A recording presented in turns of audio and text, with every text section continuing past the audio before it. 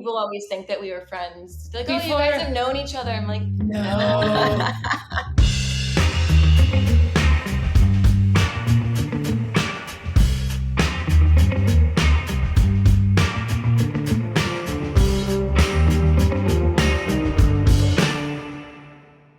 Empowerment Plan is a nonprofit organization focused on ending the generational cycle of poverty through employment. And we do that by hiring individuals from shelters across the city of Detroit and employing them to produce coats that then turn into sleeping bags that we give out globally to those in need.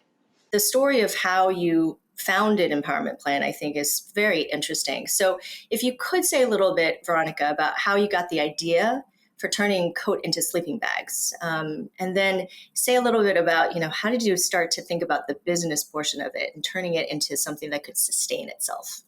What inspired making the coat and what inspired the coat sleeping bag was this idea around designing to fill a need in the community, and specifically Detroit. We, at this time, 2010, had a homeless population that was counted at 20,000 people and estimated double that. And at the same time, there was very few shelters open. This had just come on the heels of an economic crisis. And so a lot of shelters were really struggling and couldn't actually have that many beds. So at any given night back in 2010, there was only about 12 to 1,500 beds for people that were displaced. So that meant a lot of individuals were left kind of without an option, really, and had to create opportunities and shelters for themselves. And that was what inspired the sleeping bag coat, was the ability to be mobile if you couldn't get a bed, that you wouldn't lose, hopefully, limbs to frostbite, and that at the same time, it didn't look like somebody else's hand-me-down. That durability, that look of something new, here is something new for you, as well as the need, if you cannot get somewhere, what can you do?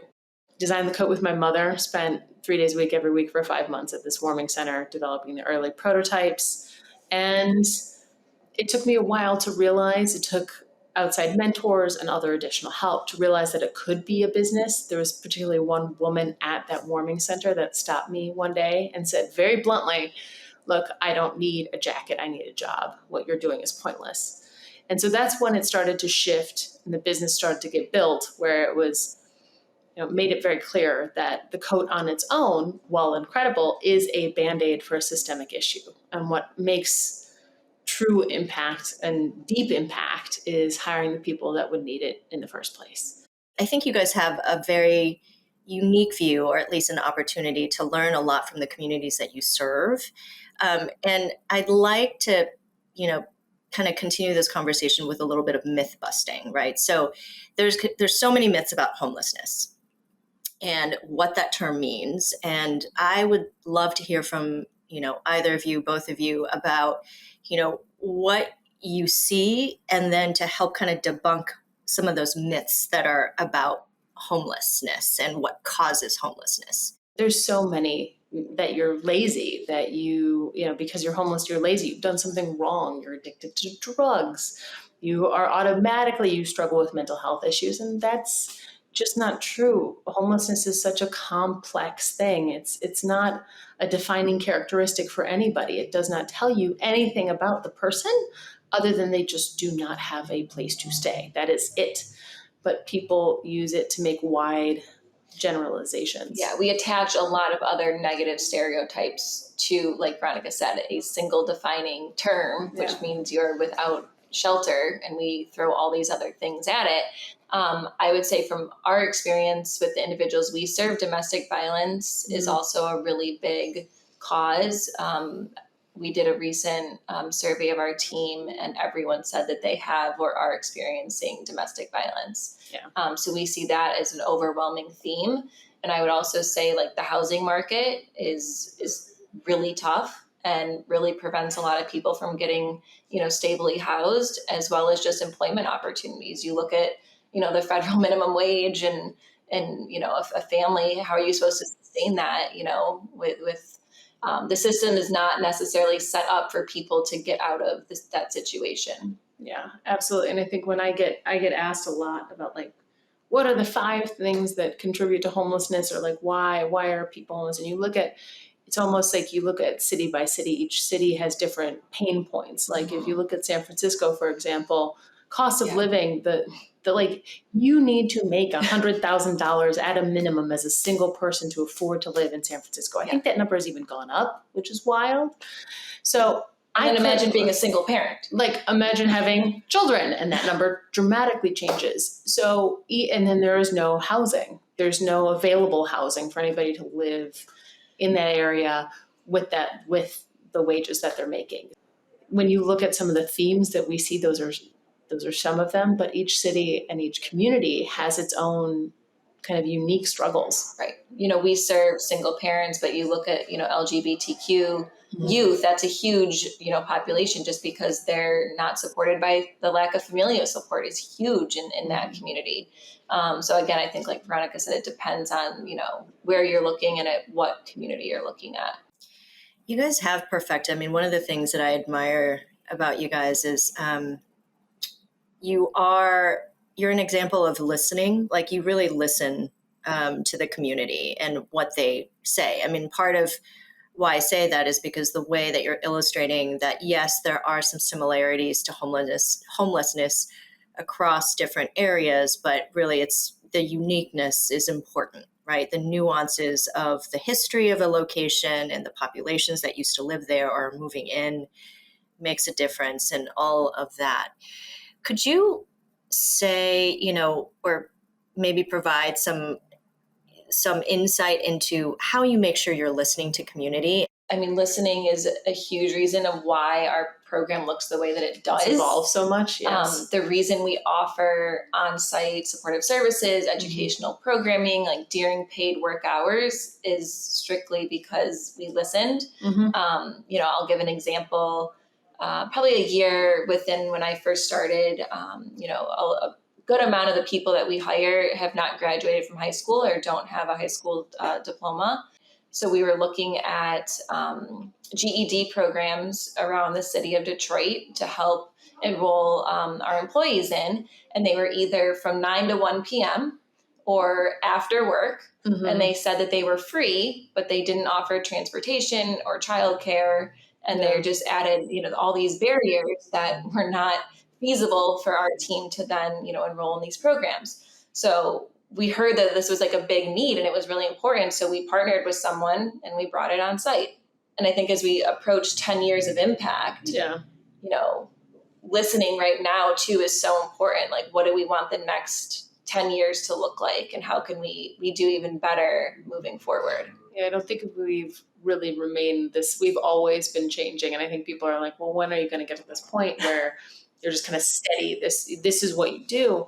And it's frankly within the community's needs change and evolve. If you had asked us 2 years ago what the challenges we would have ahead, we would have told you, we make so many coats, we have so many working hours. We want to make sure there's a market opportunity for the amount of coats that we produce.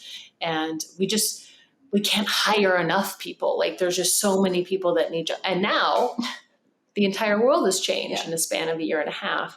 So this idea that, especially nonprofits, I think in particular, that you can just stay the same and that the need does not evolve is, I think, really flawed. I think communities evolve and change. The needs of communities evolve and change. If you are not listening, I see a lot of very big, kind of older nonprofit organizations that are incredible, but the needs of your community have evolved, but you have not. Yeah. And it can happen in an instant, and it can happen over a span of years. And I think that listening part is really critically important. So, 2 questions here. What are the hopes for the work that you're doing? Like, what is the hopes for the future of the work that you're doing today, right? And then what do you need to make that happen? I think we are distilling down the hopes for the future now as a group, and I have to take into account that as soon as I say something, in words of Darren Walker, the incredible Ford Foundation leader, our words carry a lot of weight, and sometimes we don't think about that. So I'm now being, very careful because I want to build this vision with everybody on the team. This has been an incredible learning experience in sometimes the worst ways. But we now are listening more and getting more information than we ever have in our history as an organization. We have more data to look at. We have more kind of radical, intense transparency across departments and communications because we had to like really force it through and made it happen. So I think using that to steer the organization as we see it moving forward, rather than anecdotally, I think this is what we should do, using this incredible wealth of information and knowledge that we now have. And that sustainability piece, you know, we will be needing to bring on key staff members in order to keep up with demand on all ends. Even short term, it's just making sure we can bring those people in order to become a more sustainable organization, even if we're adapting, but more sustainable organization. Yeah, and I'll just add in, obviously, with my my development cap on. Yes. Fundraising and bringing And in order to hire people, you need grant funding, so foundation support. You know, our donor community is so important to the work that we do, and we're so fortunate that our donor base is not hyper local. We have so many supporters from coast to coast and around the world, honestly, and that's really unique for an organization like us.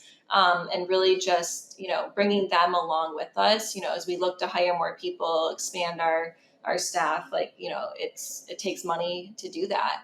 And first and foremost, you know, making sure we can sustain the jobs and serve the people in the community. So that's always priority and top of mind for me. Yeah, one of the things that I will mention that I found very unique is it's not just about foundation support, but it's the individual buyers of your coat champions. I thought I mean, it's not a new concept necessarily, but what I really appreciated was, you know, it does allow for someone like myself who is middle income to really participate and contribute in a way. Yeah, and it's a very tangible, you know, it's $125 for a very tangible item that you can then go and hand out and give to someone in need. So it's like you said, like we've had, you know, kindergartners saving money and sponsoring a coat, you know, high school students, college students, you know, individuals of all walks of life. And they feel like they really are able to make a difference through that donation and that contribution. So our individual donors make up a huge percentage, huge part of our revenue. Of our revenue. That's been one of the things I'm like the most grateful for and did not expect at all and did not go into expecting, and couldn't be more surprised by how communities across the globe have really embraced the work that we do.